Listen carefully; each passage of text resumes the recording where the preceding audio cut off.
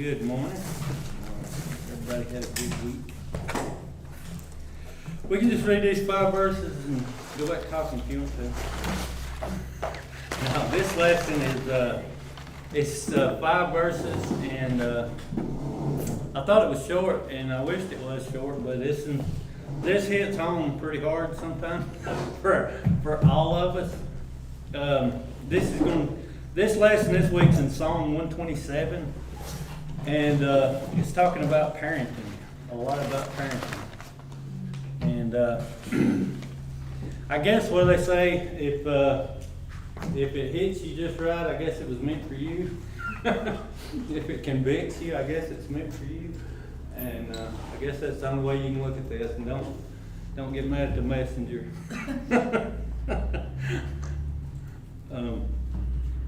But yeah, it's talking about different. The first question here it has here in the teacher's book is the different point of views on parenting in the world. There is as many of them probably as there is people, I guess. There is a lot of different point of views on parenting, raising children. We all did something different. And I was thinking about this, and I don't know. That's what they always call people that were kids during the 80s.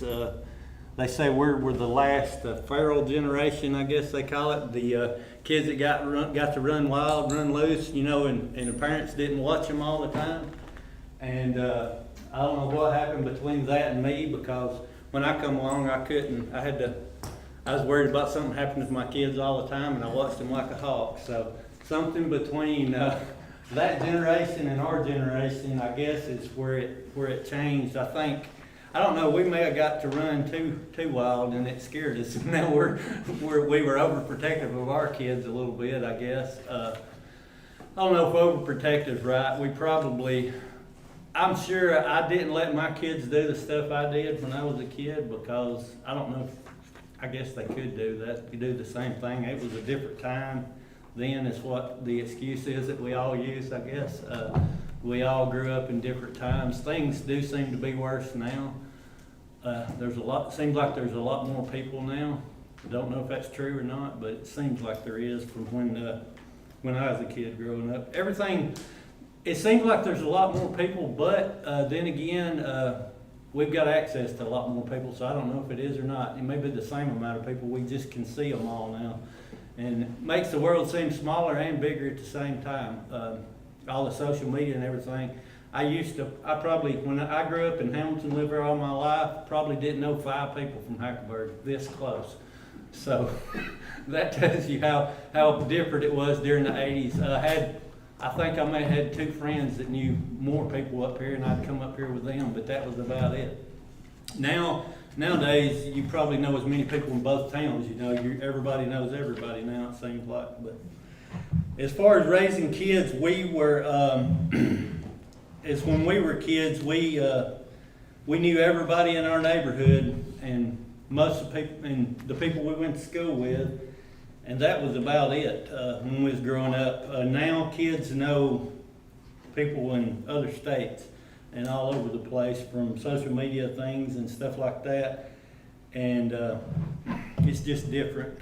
It's different circumstances, I guess, now. But we'll start reading in Psalms 127 and verse 1.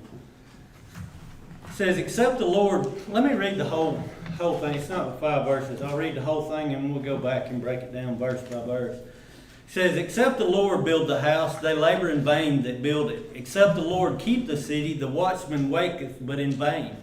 It is vain for you to rise up early, to sit up late, to eat the bread of sorrows, for so he giveth his beloved sleep.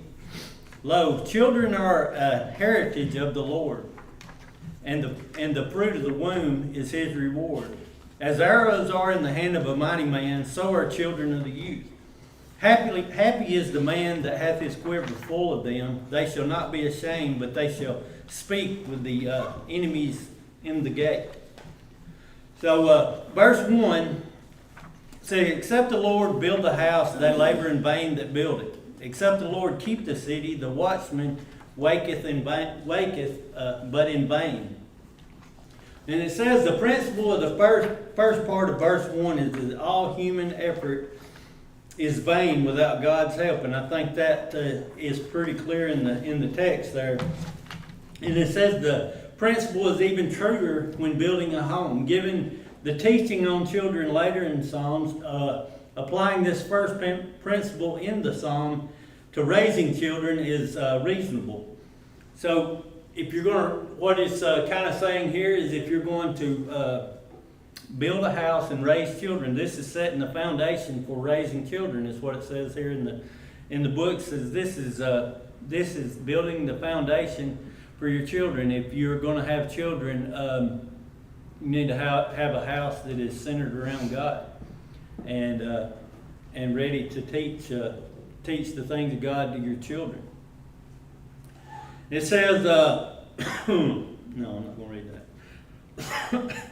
And it talks about over-planning parents here. Is what it says here in verse 1. It's over-planning.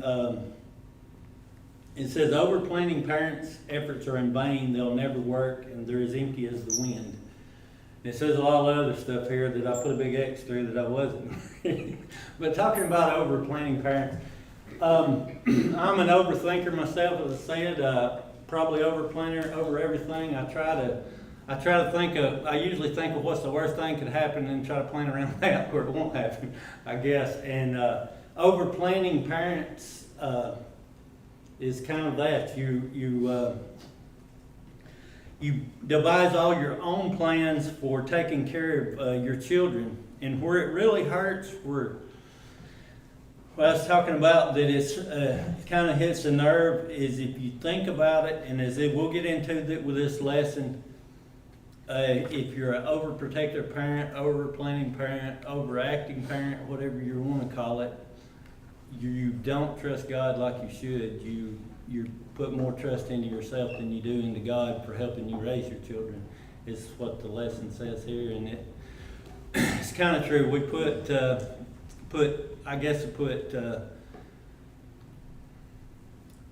plain as that, we don't trust God as much as we should, and we try to make our children depend on us, I think, too much sometimes. And I've heard there's this philosophy guy, I heard Jordan Peterson. He said something made a lot of sense. He said when we keep our kids from doing dangerous things, we're hurting them worse by keeping them from doing it. Now we're not going to let our kids jump fire. We see them jumping through fire, we're probably going to stop them. But some of this stuff, climbing up on stuff and falling off of it, my grandson is the king of that. But and I want to stop him. I don't want him to get hurt. Nobody wants their kids hurt. But sometimes we got to let them get hurt, and they'll learn not to do stuff. And I think that's where a lot of us, a lot of parents fall short. Is we want to protect them from everything. I always go back to the story when I was a kid. My grandma in Haleville, she had old coal, or no, it wasn't. Yeah, I guess she did burn coal. An old coal heater in the sitting living room.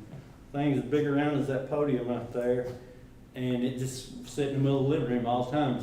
She kept coal out there in a bucket or whatever, and we carried it in. She'd throw it in there, or in her. She had the same thing in the kitchen. She had a big old oven that she still cooked on, even when I was a kid. And I remember it, so it was probably 82, and she was still using it. And but I remember it from when I was a kid. I don't remember ever getting burned on it. And there was kids constantly in my grandma's living room running around the house. And I don't remember anybody getting burnt, but we all knew that's hot. And nobody had to tell us to not get over there. And it's just stuff like that. You learn a lot of this stuff we learned as kids. We learn not to do them, and the reason not to do them. And our parents sometimes sit and watched us do stuff to just so we would know it. Because you tell somebody something, and it's still that way today, still that way with my adult kids. You can tell someone something, and they may or may not listen to it. If they learn it themselves, they'll remember it the next time. And that's, I think that's kind of what he was referring to, is if we prevent our kids from making mistakes and from getting hurt sometimes, then we're doing them a huge disservice by not letting them go on through what they're doing. And it says too here in the end, it says, in the end of that part, it says sometimes kids that are overprotected in their home will be good kids, be great kids, but when they move out into their own, that's when they start having troubles because they haven't been taught how to deal with adversity as much when they were younger. And then it talks about, well, this is still kind of, the first one was talking about over-planning, and the second one here, and still in verse 1 talking about it, is over-protecting parents. And it brings up this thing here, it's called helicopter parents, and everybody's seen them. If you've ever been to ball games and stuff like that, they call them helicopter parents because they're always around. They don't give their kids a lot of room to make decisions and to do whatever, you know. Sometimes they're so close to them and so protective that they don't get a chance to make any of the common, you say common, but just the little decisions you make. You've got to, I think the key part is you've got to teach your kids the right way and let them make decisions instead of making them for them and helping them,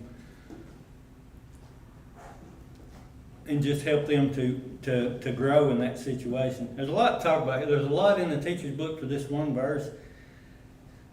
And if anybody wants to read, I'll give it to you. I don't like talking about other people like this.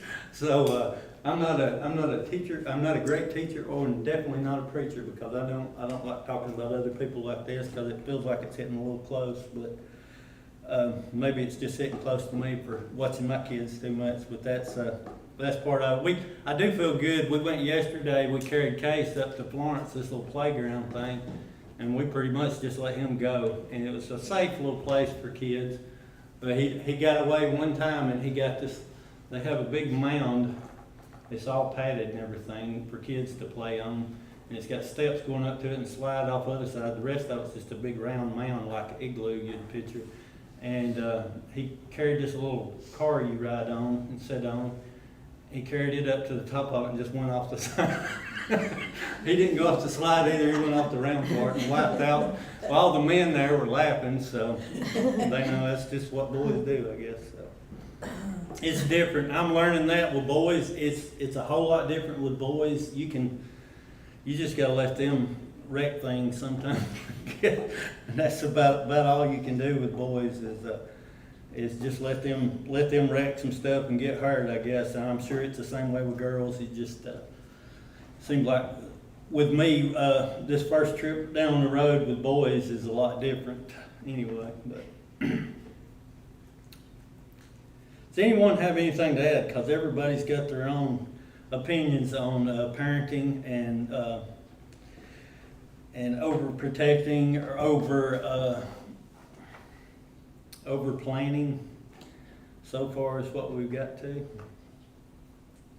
But I think if you go with the text of the Bible, what the Bible says is the main part.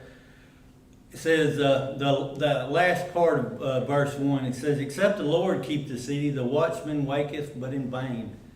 So that's what it's saying there is if you're not,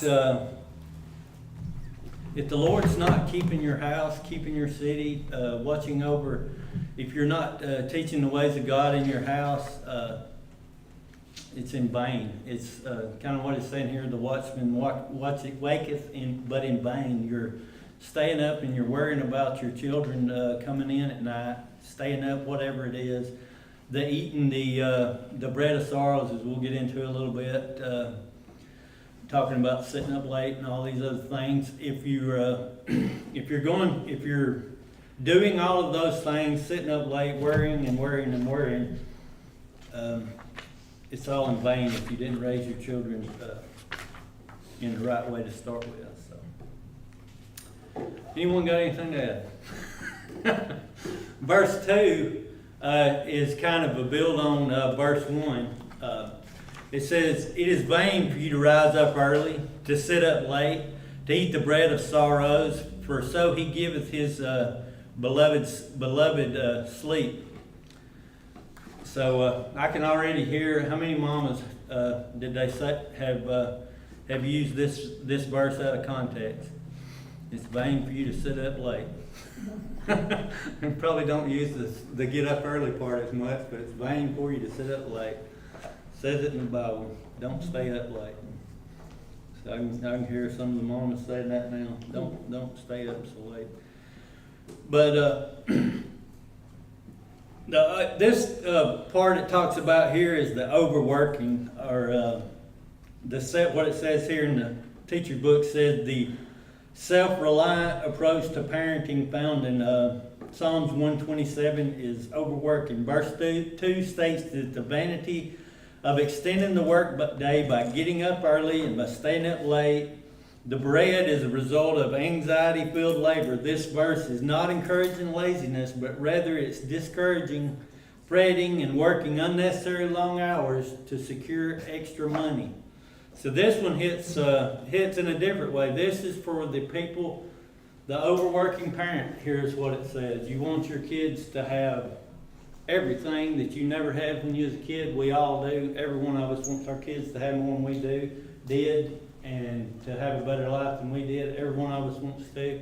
But at what expense are we willing to go to give them that? Are we going to deny them the life we had growing up with our parents in the house and being around us and taking us fishing and whatever the case was, whatever our parents did with us? Are we denying them that by working all the time to buy them a new four-wheeler or a new whatever? Are we overworking, spending too much time away from home to provide for things like that? That's a real common thing now, and it's so bad that some people will claim that they're doing that to keep their kids in the best and the whatever, and it's really not that at all. It's all about them wanting somebody to look at their kids having better than they had and things like that. And it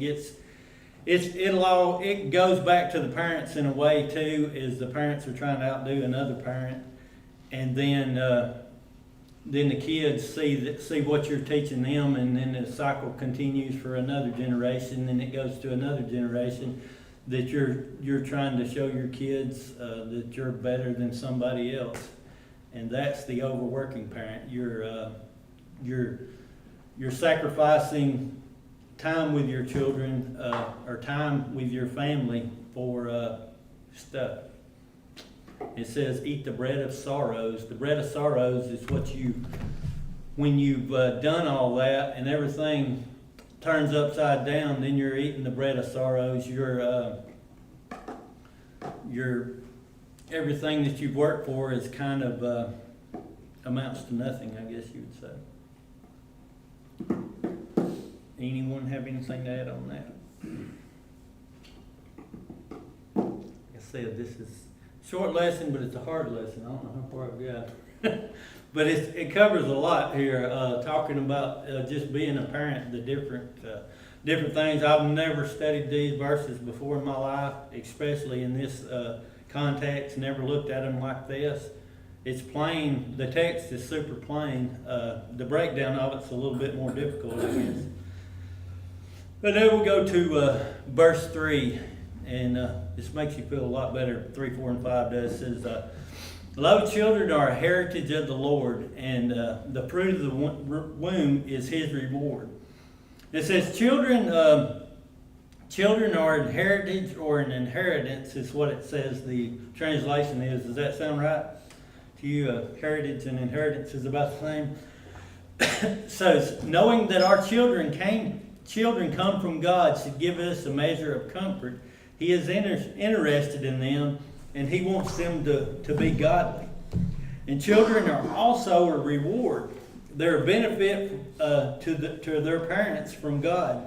Seeing all children as a reward is not the prevailing viewpoint in society today. For myself, when I had my first child, when Haley was born, I was scared to death. Not because of raising her didn't scare me, it was because nothing that good had ever happened to me. And I was petrified because I had always been in a cycle of when something good happens, I'm expecting something bad to happen right after it. That's your looking for the worst all the time. So when Haley was born, I was scared to death of what was fixing to happen for years until I got over that. But it scared me because I'd never had seen anything that good, never been around anything that good, and it was it changed the way I looked at everything. But the looking at them as such a blessing from the Lord, such a gift from God is couldn't be any more true. It is and grandchildren and children and being around children anywhere is such a gift to be able to have that in your life, to have someone that you can be around like that. And you watch them grow up and things like that. That's such a huge gift. And it says every child is planned and wanted by God. Every child is a reward from Him, and keeping God's perspective in mind helps parents love and appreciate their children.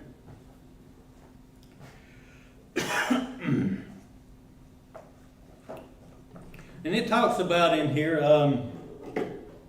also about it talks about abortion a little bit in the teacher's book here. I'm not sure if yours talks about it. It talks about not every parent's capable of raising a baby, and then it talks about adoption and things like that, and that's still, and it makes so much sense, is adopted children are still sent here by God. They're still important to God, and that's what it talks about. And if someone adopts a child, that child is still just as important to God as it ever was. And the parent's job is still exactly the same. It's no different.